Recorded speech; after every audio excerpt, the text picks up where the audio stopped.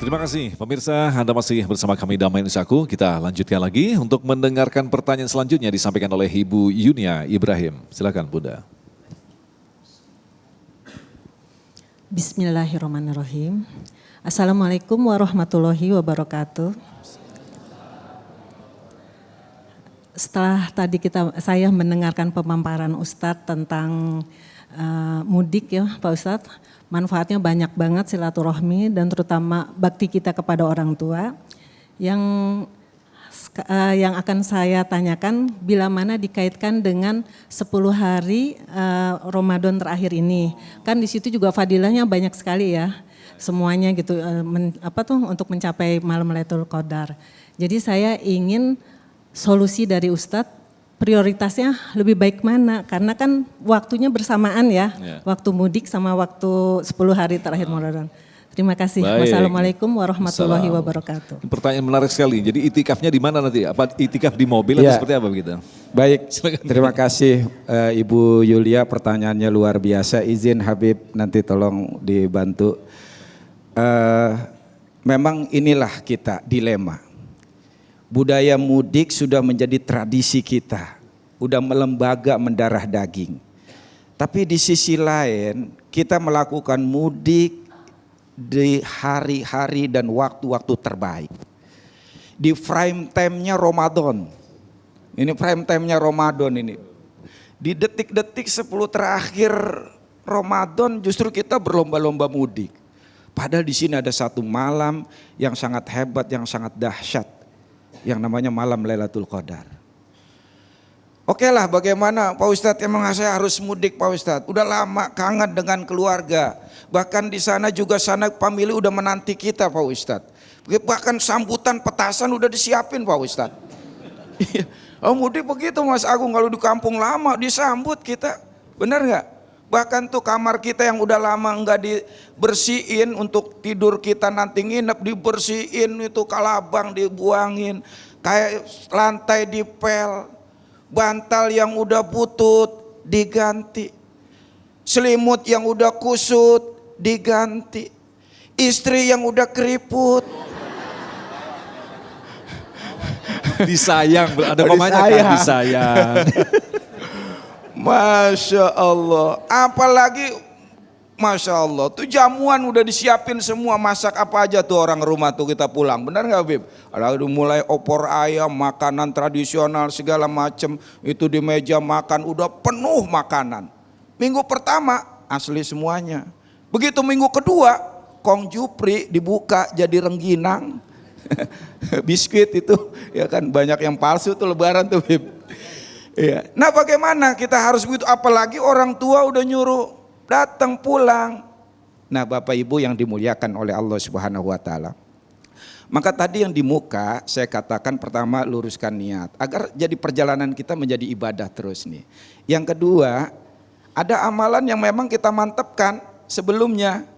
Misalnya duha, jangan ditinggalin duhanya. Maka ketika kita di perjalanan nggak sempat mampir sholat duha, maka kita tetap dicatat sholat duha. Terawih jangan ditinggalin. Begitu kita di perjalanan nggak sempat mampir untuk terawih, maka kita dianggap dan dicatat oleh malaikat sebagai orang yang tidak meninggalkan terawih. Kenapa? Karena kebiasaannya terawih, gitu loh. Hadis yang tadi saya bacakan demikian. Jadi apapun kebiasaan baik yang kita lakukan, kemudian pada suatu saat kita nggak bisa melakukan itu karena uzur, macet, sulit dan lain sebagainya. Bahkan yang namanya safar itu banyak kesulitannya. Karena itu Rasulullah mengatakan as-safaru qit'atum minal azab. Safar itu adalah sepotong azab. Kenapa? Karena banyak kesulitan yang kita hadapi. Maka ketika kesulitan kita hadapi, kita nggak bisa melakukan ibadah, maka kita, kalau kita biasa melakukan ibadah, kita dicatat oleh Allah tetap melakukan ibadah. Sehari 1 juz, pasti di perjalanan gelap, mati lampu, tetap kita dicatat hatam, ya, tetap kita dicatat telah qiraah tilawah 1 juz, masya Allah. Itu yang berikutnya. Yang berikutnya kata Habib ini, jangan tinggalkan sholat. Udah mudik banyak meninggalkan ibadah, sholatnya bablas. Jangan. Akhirnya bukan jadi ibadah, jadi maksiat. Kemudian Bapak Ibu yang dimuliakan oleh Allah Subhanahu wa taala. Kenapa sih kadang kita memaksakan mudik? Memang karena kalau kita mau tarik ke dalam tradisi Islam, memang kan ada hadis, siapa yang berpuasa di bulan Ramadan penuh iman, penuh keikhlasan, diampuni dosa-dosanya oleh Allah Subhanahu wa taala. Tapi itu kan dosa kepada Allah. Kalau kepada manusia, kita harus minta maaf dulu. Disinilah ketemunya Ustadz. Kita harus mudik, minta maaf sanak pemilik keluarga kita. Tapi jangan lupa, ini kadang-kadang kita salah. Makanya sering ada status buat dosanya di mana, minta maafnya di mana, gitu kan? Iya kan? Suka begitu dengar ya? Iya, kenapa? Karena kita mudiknya nggak minta maaf dulu, nggak pamitan dulu sama tetangga. Padahal tetangga itu yang sering berpotensi kita berbuat salah, benar nggak? Kadang-kadang kita salah ngomong, kita nggak tahu kita punya salah, tetangga tersinggung, kan begitu. Maka supaya menjadi ibadah juga dan sempurna, ya ibadah kita Ramadan, mudik kita menjadi ibadah, jangan lupa pamitan dulu sama tetangga, minta maaf dulu sama tetangga. Kalau kita minta maaf tetangga nggak bisa, kan sekarang punya grup WA, udah pasti ada dah grup RT RW, ya kan? Sekarang grup hobi aja ada, apalagi grup RT RW, bener kan? Grup mancing mania, grup apa? Minta maaf tuh di grup tuh. Sampaikan salam teman-teman yang belum ketemu sama saya, mohon maafkan saya mau mudik, ya minta kelancarannya dan seterusnya. Itu. Kemudian ada tradisi yang di prime time ini yang namanya iktikaf nih kan. Justru iktikaf itu yang dahsyat. Yang Masya Allah luar biasa, yang kita sangat dianjurkan iktikaf ini oleh Rasulullah di 10 terakhir untuk menggapai kemuliaan Lailatul Qadar. Sementara para ulama itu mengatakan iktikafnya adalah di masjid. Bahkan banyak yang mengatakan nggak sah kalau iktikaf di luar masjid. Tapi kalau kita memang udah terpaksa harus mudik, kalau benar-benar kita memang punya azam kuat pengen ibadah, niatin dah di mana aja kita iktikaf. Di kendaraan, di pesawat, kita di perjalanan, tengah malam, benar-benar kita azam, ya Allah. Sesungguhnya saya pengen banget iktikaf di masjid ya Allah. Tapi saya harus malam ini berada di pesawat. Maka jadikan iktikaf saya di sini sebagai bagian dari iktikaf saya di masjid ya Allah. Itu akan menjadi ibadah. Tentu dengan azam. Yang kedua, benar-benar waktu perjalanan kita itu kita manfaatkan waktunya berkualitas untuk ibadah. Untuk zikir, untuk tilawah, untuk sholawat. Bukan di perjalanan, sepanjang perjalanan siang malam nontonin TikTok, ya kan, snack video, main lato-lato. Jangan dibuang hal-hal yang percuma apalagi maksiat. Gunakan dengan ibadah sepanjang perjalanan, insya Allah menggantikan waktu prime time kita. Bukan. Habibana, mungkin bisa menambahkan, kalau kita cermati mudik ini kan bukan masalah yang sangat sederhana, pulang dari kota besar ke kampung atau pulang kampung begitu, tapi ternyata kalau kita bedah banyak aspek, salah satu yang paling tinggi adalah aspek ekonomi Habibana. Jadi kalau kita lihat berapa banyak orang membeli ribuan liter bensin, kemudian terciptalah lapangan kerja dan sebagainya, jadi kayaknya kita dihadapkan pada dua pilihan ini. Dunia atau akhirat gitu. Kalau tadi stay di rumah kita melaksanakan iktikaf atau apa, tapi di lain sisi ada keuntungan besar sebagai pemasukan negara ini, Bib. Bagaimana memandang masalah ini, Bib? Iya baik, bismillahirrahmanirrahim. Saya nambahkan aja melengkapi Kiai. Kiai udah panjang lebar tadi menjelaskan, cukup jelas. Jadi begini Bapak Ibu sekalian, kalau ada juga misalnya tadi kan dikatakan yang terbaik itu kita itikaf di masjid. Karena yang namanya mudik itu enggak harus pada hari itu, bisa kapan-kapan. Sementara itikaf itu yang afdol adalah bulan Ramadan. Lailatul Qadar itu enggak bisa digantikan gitu ya. Jadi alangkah baiknya kalau kita bisa dapat semua. Misalnya mudiknya setelah selesai itikaf baru kita berangkat, itu mungkin yang terbaik. Tapi kalau saya bicara begini nanti ada yang bilang, Habib ini kan libur itu dibatasin sama pemerintah gitu kan. Kita kan nggak bisa mau-mau kita libur gitu ya. Nah jadi kaedahnya begini, dalam fikih itu ada kaedah usul fikih, ma la yudraku kulluhu fala yutraku julluhu. Apa-apa yang kamu nggak bisa dapat sempurna, jangan tinggalkan walaupun sebagian kecil. Tadi Kiai misalnya menyampaikan di jalan kita tetap ibadah. Saya juga ingin menyampaikan sebenarnya kan kalau berangkat itu Ustaz Agung kita di perjalanan berapa lama sih? paling sehari semacet-macetnya, sehari semalam lah begitu semacet-macetnya.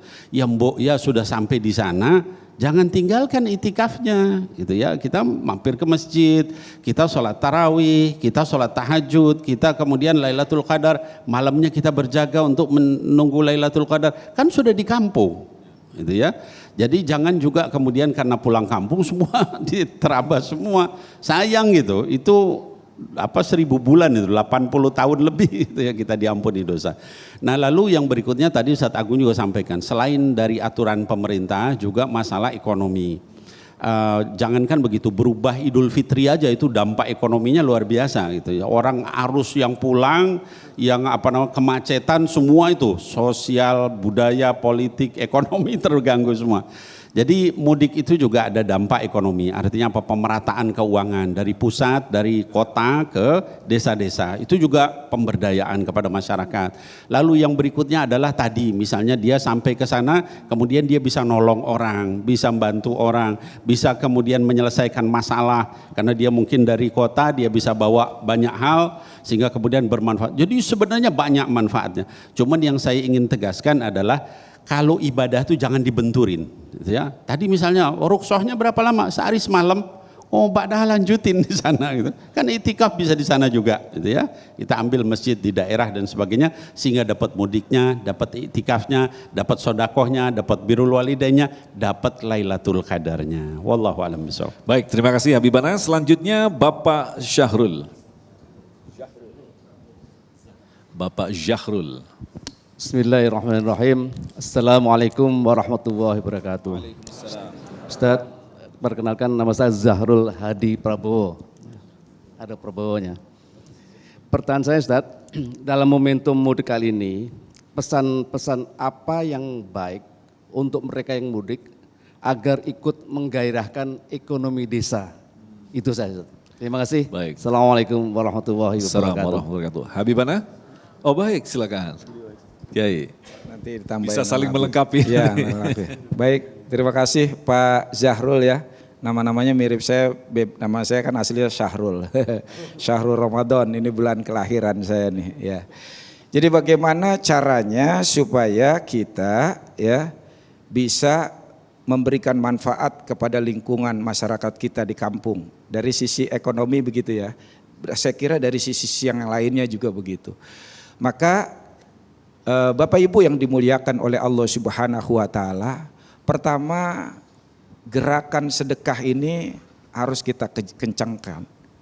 Kenapa? Justru Ramadan ini Rasulullah, kecepatan dermawan Rasul melebihi cepatnya angin berhembus. Angin bagaimana cepatnya berhembus? Kalah cepat dengan dermawan Rasul. Angin menerpa siapa saja kalau berhembus. Rasul kalau udah berderma nggak pandang etis, nggak pandang agama, nggak pandang suku. Rasul kasih semua kebagian manfaat dari dermawannya Rasul. Maka kita juga begitu. Sepanjang perjalanan ya kita sisihkan, kita sediakan untuk sedekah kita berbagi dengan sesama. Bahkan bukan hanya sedekah saja, di perjalanan ini usahakan apa? Khairun nas anfa'uhum linnas. Jangan egois kita di perjalanan. Banyak saudara-saudara kita yang butuh bantuan, pertolongan dan lain sebagainya. Sepanjang perjalanan sebisa mungkin kita bermanfaat buat orang lain. Ya. Ada orang ya kan butuh bantuan, kita bantu Pak. Ada orang mogok mobilnya, mampir sebentar. Apanya yang rusak Pak? Bannya, ya udah kesian deh lu, jangan begitu, dibantu ya kan, ada pompa kasih pompa, begitu dibantu, jangan cuma bilang kesian deh lu, ya kan. Setiap ada sesuatu apapun itu selama kita bisa bantu-bantu. Pun demikian kita di kampung begitu, mencerahkan banyak orang, jangan tadi itu malah pamer kekayaan, pamer kekuasaan, pamer harta, jangan, ya kan, itu melukai. Makanya adab kita dalam bergaul, kalau teman kita nggak punya anak, jangan bicara tentang anak. Melukai hati teman kita. Kalau teman kita masih jomblo, jangan bicara istri, ya kan. Kasihan dia kan begitu. Kalau kita bicara teman kita istrinya satu, jangan bicara poligami.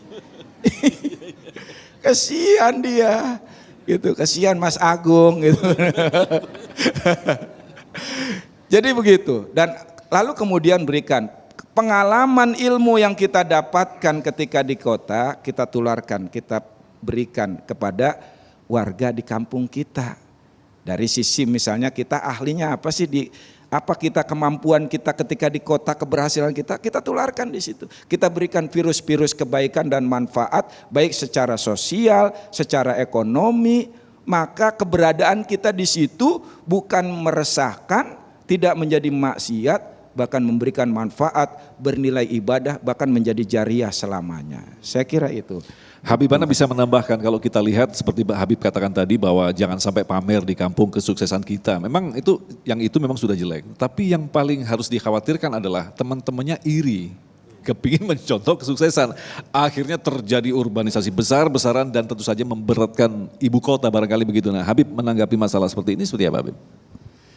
Iya, jadi jazakallahu khairan Ustaz Agung. Ya tadi Kiai Syahdan sudah menyampaikan banyak. Saya hanya ingin menambahkan ada kaedah. Kaedahnya apa? Kalau tingkat ekonomi kita meningkat, jangan tingkatkan atau jangan perbanyak kita dengan berbagai macam perhiasan atau benda.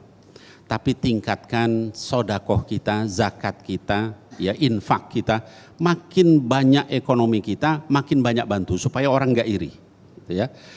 Semua orang iri, kenapa? Karena dia lihat kita punya kelebihan, dia tidak punya kelebihan itu. Jadi bantu, gitu ya. Kemudian yang kedua, kalau jabatan kita meningkat, jangan kemudian kita menggunakan itu untuk menunjukkan saya ini orang yang sekarang udah tinggi. Tapi bantu orang lain. Kita sekarang misalnya sudah jadi misalnya bupati, bantu orang yang susah bikin izin, permudah apa. Kira-kira orang iri nggak sama kita? Gak bakalan, seneng malah. Masya Allah dia sudah jadi bupati dia bagus. Udah jadi wali kota dia Masya Allah. Udah jadi menteri dia Masya Allah. Dia jadi orang kaya sekarang infaknya luar biasa daerah. Bantu masjid, bantu ini. Kira-kira iri gak? Walaupun kita bawa Alphard, bawa Mercy mereka gak akan iri. Karena dia lihat bagi gitu. Mereka dapat manfaat. Ada satu kaedah dari Sayyidina Ali karamallahu wajhah, ya, beliau menyampaikan ini kaedah untuk kalau kita Idul Fitri.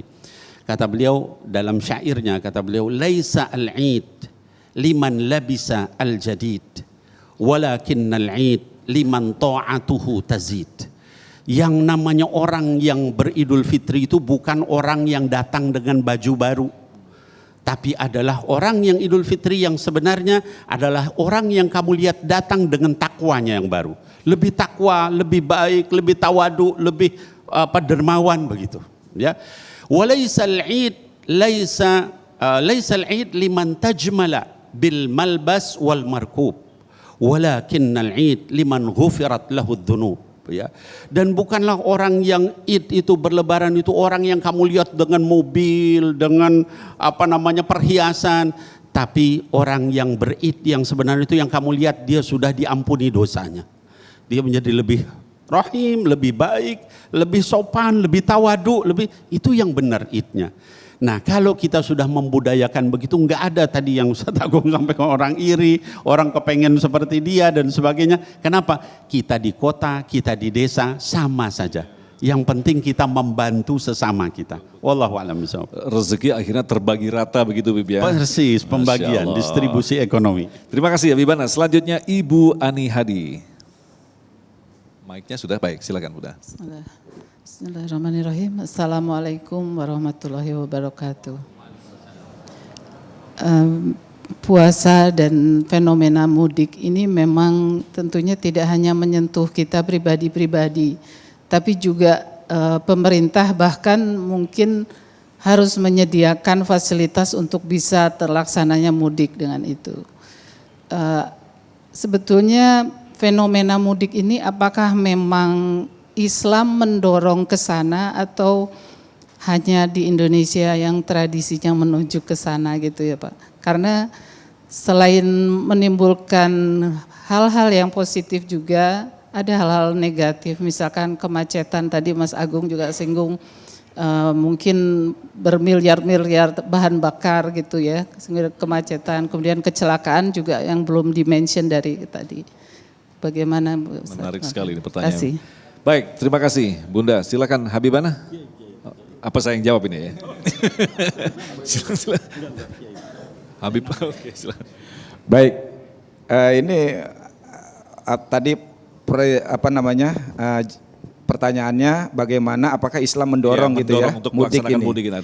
Baik, tadi kan Habib sudah menyampaikan bahwa hukum asalnya itu kan boleh gitu kan. Artinya boleh kita lakukan, boleh tidak kita lakukan.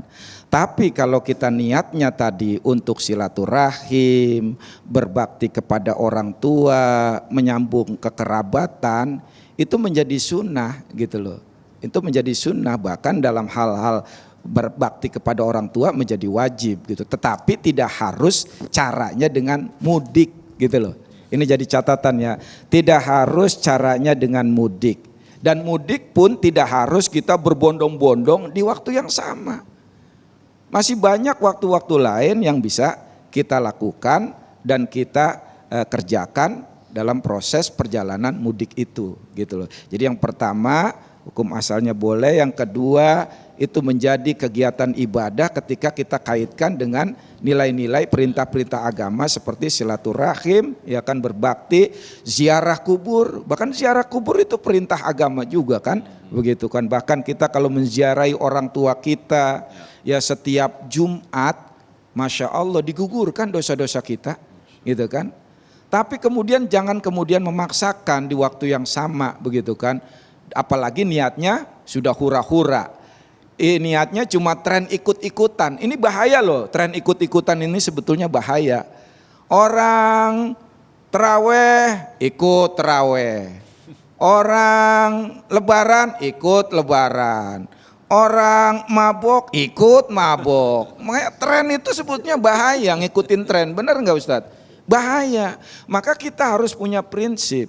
Kalau memang saya mudorotnya lebih banyak mudik, saya tahan dulu, ntar aja, ya kan. Giliran orang balik ke sini, saya baru mudik, kan begitu, bisa diatur. Tapi kalau memang itu maslahatannya lebih banyak, monggo kita mudik. Silakan kita mudik, ya kan.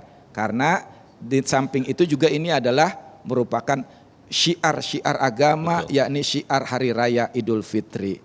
Silakan Habib ditambahkan. Baik. Terima kasih. Masih ada satu lagi pertanyaan dari Mas Edo yang mungkin nanti bisa Habibana jawab. Silakan Mas Edo. Assalamualaikum warahmatullahi wabarakatuh.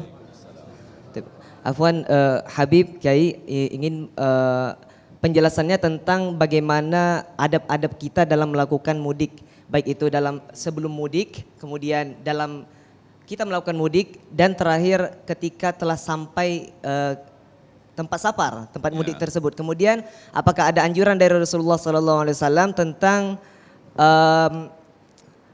waktu-waktu yang disarankan untuk mudik, seperti contoh pagi, siang atau sore hari gitu.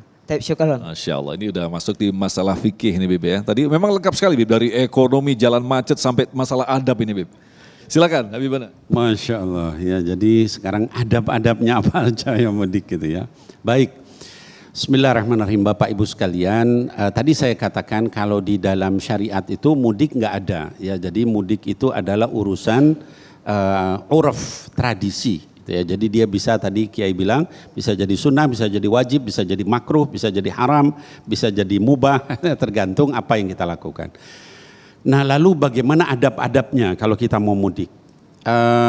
Ada beberapa baginda Nabi Muhammad SAW itu melakukan, kalau melakukan perjalanan, ini kita kiaskan kepada itu, dalam fikih itu ada kias. Rasul itu kalau safar itu lebih suka keluar hari Kamis, ya. Jadi kalau kita mau safar, safar itu maksudnya safaran ba'ida, ya, jadi perjalanan jauh gitu ya. Itu disunahkan hari Kamis. Rasul ke Tabuk hari Kamis, kalau keluar-keluar banyak hari Kamis. Bukan berarti hari lain nggak boleh, boleh aja. Cuman kalau kita hari Kamis terus niatinnya ngikutin Rasul dapat pahala, gitu ya. Itu satu. Yang kedua, waktu yang terbaik jam berapa? Rasul Shallallahu Alaihi Wasallam menyatakan dalam hadisnya, ya kata beliau, mudah-mudahan Allah merahmati umatku fi bukuriha, yang suka melakukan aktivitas pada saat pagi-pagi banget. Nah, ini juga kita usahakan begitu. Saya Bapak Ibu sekalian, saya sering pergi jauh-jauh dan saya biasanya mengikuti hadis itu, nggak pernah ada macet itu, alhamdulillah. Ya, ke puncak, ya karena memang saya lahirnya di Cipanas gitu ya, Cianjur, Jawa Barat gitu. Saya bolak-balik ke sana. Saya ngikutin Rasul. Fi bukuriha, ba'da subuh saya jalan, nggak ada tuh orang di jalan. Ya, kenapa? Masih pada hilang dia. Ada yang terbang ke Amerika, ada yang kemana gitu kan. Jadi saya lancar. Orang bilang macet ke puncak, enggak, saya enggak pernah kena macet, saya bilang. Ya, kenapa? Karena ngikutin Rasul Sallallahu Alaihi Wasallam. Ya, berangkat misalnya ke Bandung gitu, ba'da subuh. Berangkat ke Jawa Tengah, ba'da subuh, selalu begitu. Ya, mengikuti Rasul Sallallahu Alaihi Wasallam. Jadi itu di antara adab. Kalau misalnya Bib nggak bisa ba'da subuh, ada nggak waktu lain? Rasul Sallallahu Alaihi Wasallam menyatakan ad-dujlah. Dujlah itu awal malam. Gitu ya. Jadi kalau kita mau berangkat misalnya habis sholat isya, bagusnya begitu, karena kalau habis maghrib isyanya takutnya kayak tadi itu, terus akhirnya di mana-mana di tol gitu ya. Ba'da isya terus kita jalan, itu juga boleh. Nah jadi bukan hanya mudiknya, bukan hanya apa yang dilakukan di sana, tapi tata cara mudiknya coba kita sesuaikan dengan sunnah supaya mudik itu jadi berkah. Ya, berkah itu artinya tazidul khair fid dunya wal akhirah, nambah kebaikan baik dari sisi dunia, nggak macet, sehat, jernih udaranya gitu kan, nyaman, dan juga di akhirat kita dapat pahala. Wallahu a'lam bishawab. Terima kasih Habibana, dan insya Allah nanti di segmen selanjutnya kita akan dengarkan kesimpulan dari masing-masing guru kita. Tentunya kita akan sampaikan selepas pesan-pesan berikut ini. Damai Indonesiaku yang dipersembahkan oleh Sarung Wadimor, tentu sarung kita.